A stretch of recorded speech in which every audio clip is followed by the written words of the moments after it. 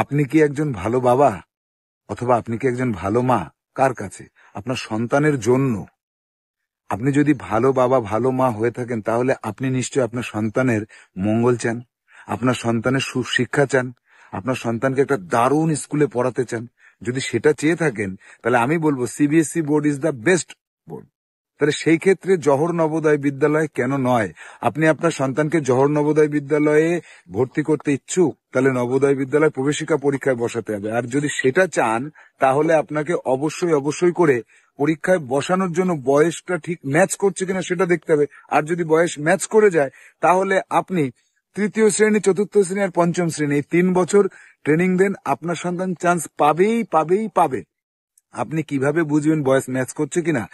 এই ভিডিওর কমেন্টে আপনি আপনার সন্তান কোন ক্লাসে পড়ছে আর তার জন্ম তারিখটা লিখে দিন।